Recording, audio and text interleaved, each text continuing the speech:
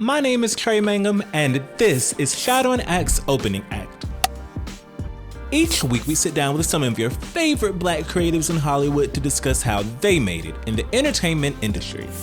This week, we're speaking to Mack Wilds, known for so many projects, including 90210 and The Wire.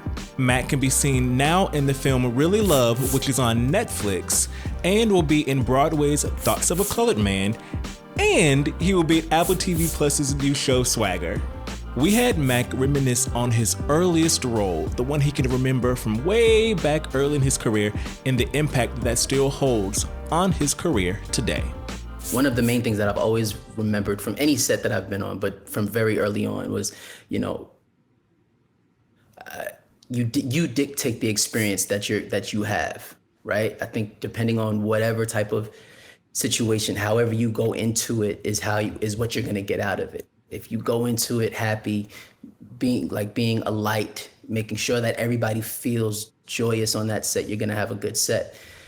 If you're not, you're not approachable, people not messing with you, stay over there, don't talk to me type vibes, it's gonna dictate the type of vibe that you're gonna create on set. You have to create the vibe that you wanna see. Yeah. And I feel like so many people typically associate one of your earliest roles with The Wire, of course. But I was thinking about, not a lot of people are talking about Miracles Boys as they need to be talking about. So, and I was thinking about, I was like, we don't, like, when you hear about like the classic, like, Nickelodeon, Disney Channel, et cetera, shows, like, that's something that doesn't come up a lot. So out of all of the Miracles Boys, 90210, The Wire, considering all of those experiences, what is something that you think may be misunderstood about being a child/teen actor? I think one of the main misconceptions is how much we get paid, or the money that comes in from that. I think a lot of kids, especially me, I had a Coogan account, so I couldn't touch my money until I was about 18. But growing up in the hood, they see your friends, they see you on TV, and they like, oh, Mack is rich, it's lit, and it's really not that. And I think that there's just this different perception about being on television, and I think that even child actor, not child actor, I think some people think, oh, well, you've been on TV before, and it may be a recurring role, it may be a guest star, but people think that there's this perception about being on television where it's like, oh, you acted different now and stuff like that people think about. And I think that especially with child actors in particular, just because there's so many things that go into being a child and being on TV as well. Yes. It's definitely a fine line that you always have to kind of tightrope. No matter what job you have, no matter what you're about to go shoot or whatever, you're still a child. You still have to go to class. You still have school, whatever, until they sign you out of it, you're still a child. So yeah, that you have to find at a very early age. You have to find kind of how to grow up a lot faster, but still find the time to be a kid. Mm-hmm. Yeah. Talking again about your prior roles, so Miracles Boys, like I said on Twitter, like people all the time on Twitter, people are talking about The Wire, whether it should come back, what it would look like today, things like that. I do know last year, if I'm not mistaken, there was an anniversary Zoom thing for 90210. So there's been a lot of, kind of talks about what these projects would look like now. So I wanted to ask you, would you be open to, whether that's a revival, whether that's a reboot, whether that's a reimagining, whether that's just like a reunion type thing, would you be open to revisiting anything from earlier in your career? Yeah, absolutely. I think with each one of these characters, from whether it's 90210, The Wire, Miracles Boys, whatever from the past, I think we've created very indelible memories with people that a lot of times they want to see the story progress. They want to see more. And as an actor, I'm always somebody who understands the closing of one story and going on to the next. But if David Simon had more idea for story for Michael's character, I would jump at it. That's not a without a question. Yeah, yeah. I think that that's one thing I saw a lot of people again last year too, because we were in the pandemic. So many people were like either binge watching The Wire for the first time or at least revisiting it again. So I think that's Revisiting, that yep. just shows the timelessness of a show like that, and how it Man, it still like remains super relevant to today too.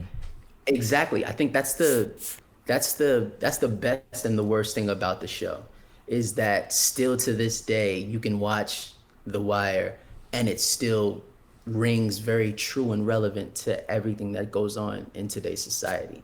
So Yeah. And you just had a film drop on Netflix called Really Love. I was yep, so yep. excited to see that finally hit because I always have this weird memory associated with it because I was supposed to go to South by Southwest right before the pandemic hit last year, and it was gonna premiere there.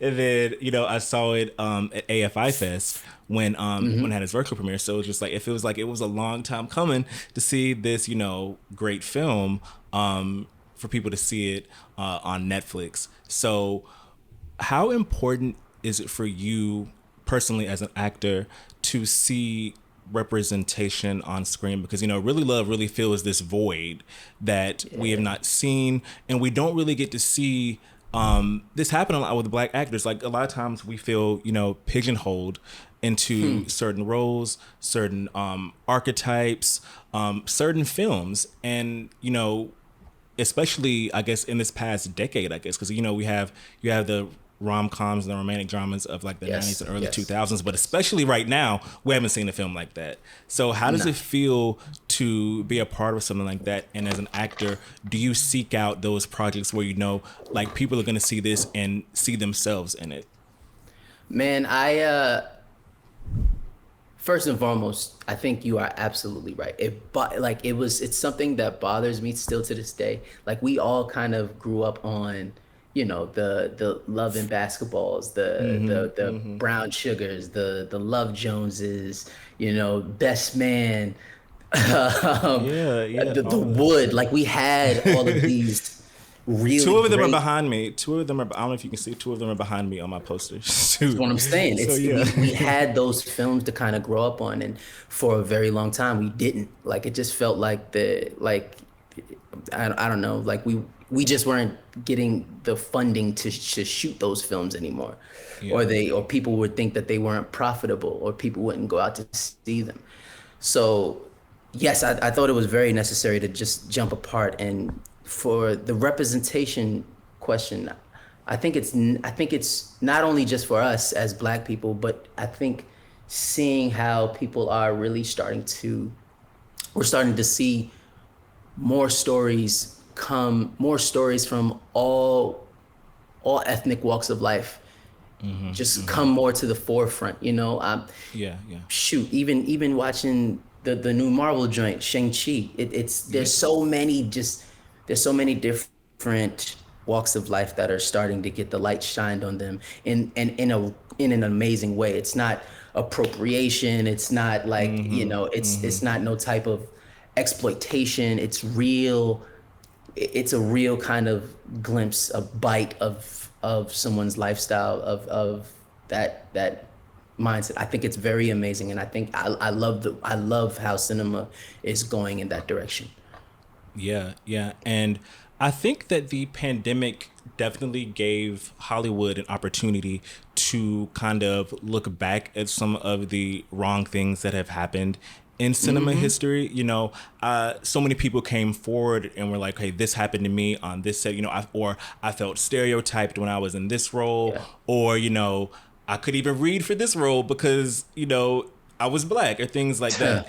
In the grand scheme of things, keeping in line with people who talked about their experiences last year, do you ever remember a point in your career where you were able to reassess it later on and be like, That was kind of like maybe that was shady. Maybe this wasn't right. This shouldn't have happened. Is there anything you can remember in your career where you have had one of those moments too? Honestly, not really. I've been blessed, very, very blessed with the different sets and just the different feelings and the people that I've been around, been able to work with. I, there's on all sets that I've done, I've made sure that not only did I feel represented, that my voice was heard. And it's not even in an aggressive way. Like it's not like I had to like push my voice to be heard or anything. But there was definitely more of an assertiveness that was like, listen, I'm here. And even on 90210, it was like there was a lot of times that it was like, listen, I'm here. And I was extremely thankful that we had producers that were like, you know what is the experience? What would you like to hear or see come from your character? Like where how can we do more? So, with that, if you have the right people in power to empower you, man, it'll take you everywhere and you want to go in this world. This week's Black Entertainment Trivia Fact. Which teen drama series was Gossip Girl star Whitney Peak on before she nabbed her Gossip Girl role? Was it Riverdale, The Chilling Adventures of Sabrina, Katie Keene, or All American? Find out the answer next week on ShadowAndAct.com. I talked about The Wire being a timeless project, and it made me think about another project you did, Shots Fired, which I remember I was excited about when it came out because it was set in North Carolina, and I'm from North Carolina. So I remember that particularly struck with me, that aspect of it. But, you think of a project like that, which dealt with the shooting of a black teen getting killed, and that's something that we're still dealing with today.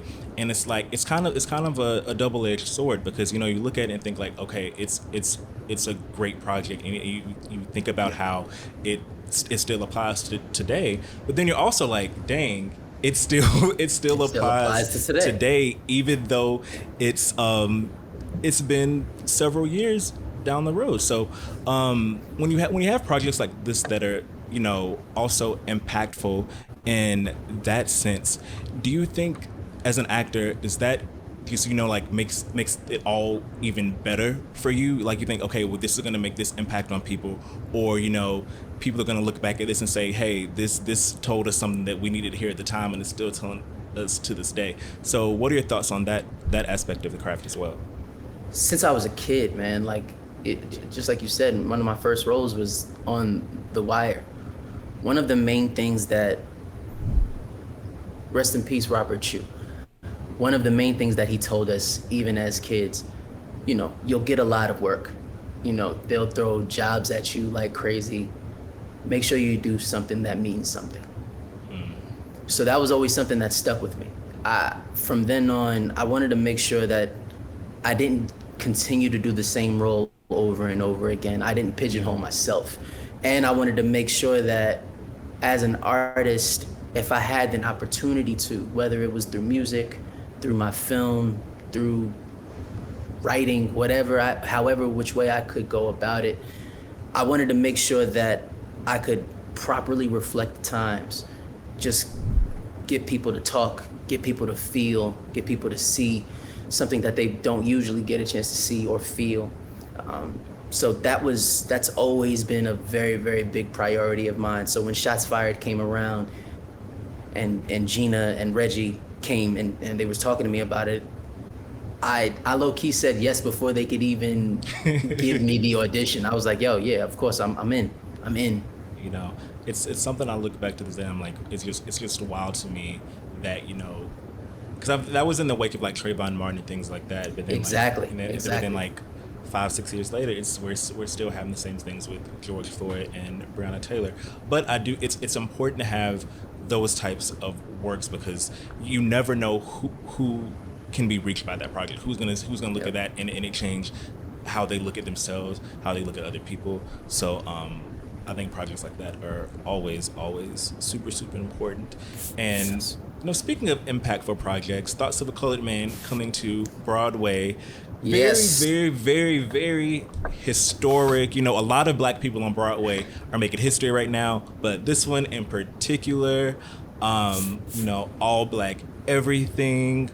What are you excited the most about bringing this project to life on stage? Like I'm so excited. It's on stage too. Like the fact that it's going to be on Broadway, like that's big. So what excites you the most about this project coming up?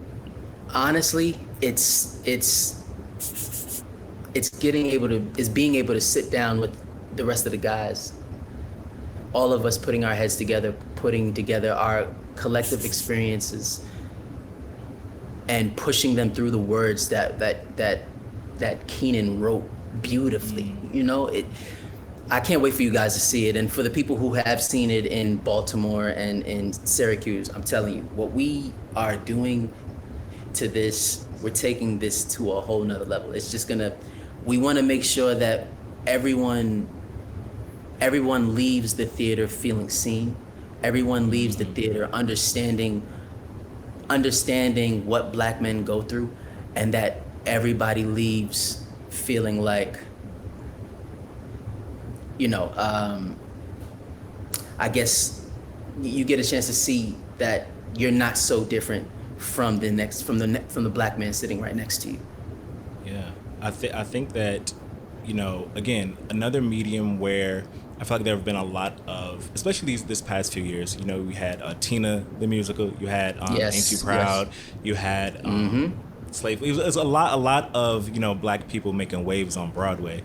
But again, it's just something about this project with like the all black cast, the all black creative team behind it. It's just, I feel like that it's going to really make waves. So congrats in advance on that, because I feel like it's definitely gonna make some waves.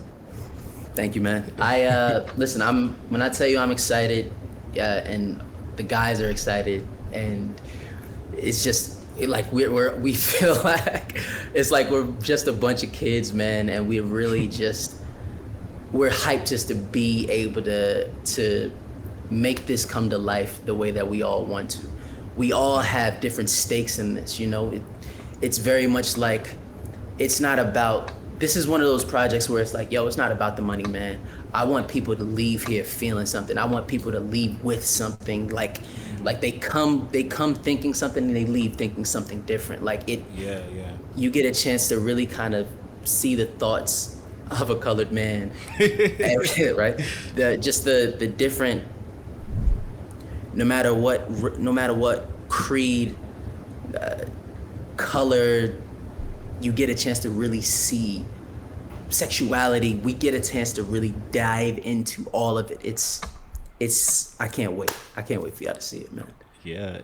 And continuing the theme of talking about what you have coming down the line, you also have this short film, Yes. Wouldn't Mean Nothing. You write and direct it, and star alongside and with Shannon Thornton from P Valley in it.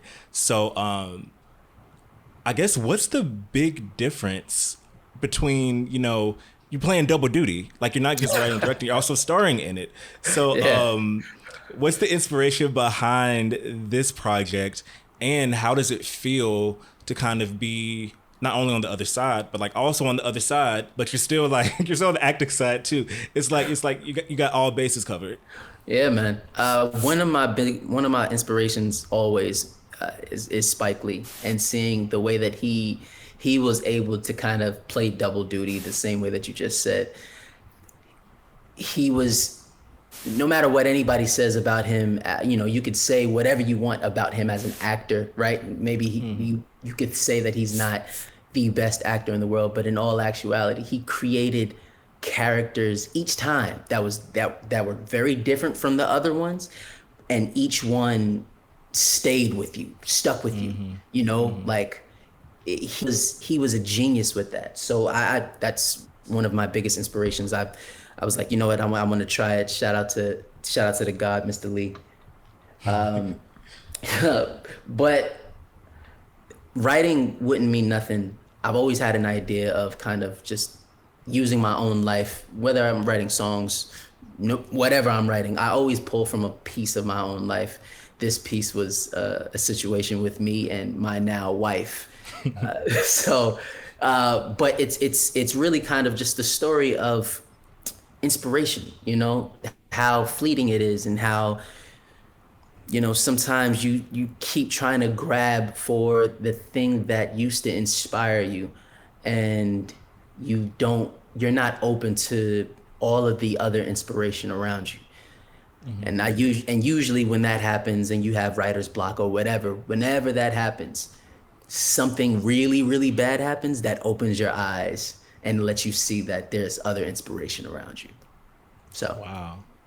That's a great teaser. Now I'm like, we have to see the short film ASAP. We have to see it ASAP. And also you're also very open about being a husband, being a father, and talking about how your relationship kind of inspired this short film. How do you think being a husband and father has kind of had an impact on your career? And how does that change your vantage point and your viewpoint about being in the industry? so much. So it is. I remember just a few years ago, my mindset on the business was, trying to do it big, or I need to lock in this, and doesn't matter how long it takes, I'll be outside, whatever, doing this and moving around. But once you become a dad, once you become a husband and a father, things change. What matters changes. My main thing I gotta go see my daughter. Like, okay, we working, make sure that these are my work hours so I want to see my daughter. Like, I want to be around her. I want to, like, so the things that matter start to change.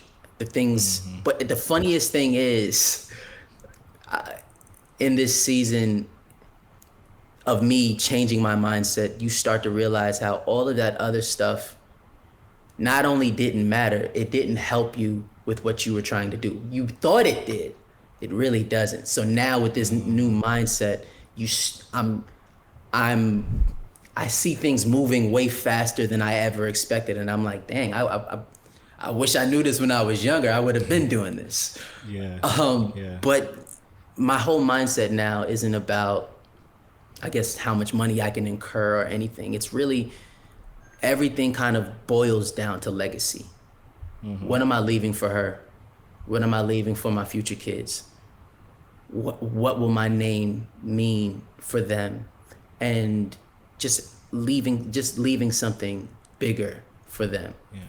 I feel like that's kind of a triple threat of its own, because you're already getting older and wiser, and then you have marriage on top of that, and then you add being a father on top of that. It's like another triple threat of its own, and growing into new roles, and growing literally and figuratively into life.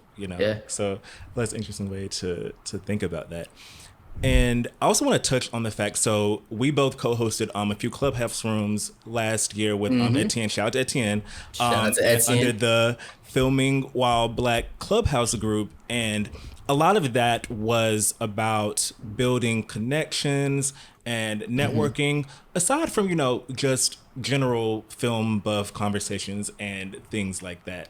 But I wanted to ask, a lot about Black Hollywood is helping the next person, because you have so many young Black actors who are probably looking at you and like, that's where I want to be next, or like looking at your trajectory and being like, I could see myself doing that too. So I want to ask for everyone out there who looks at yourself and actors like you as, I guess, models as to how they see themselves in this industry, what advice would you give them on how to navigate Hollywood and navigate their careers?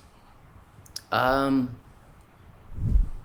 thing I would say is trust your judgment, trust your instincts, and don't let other people kind of fog your perception.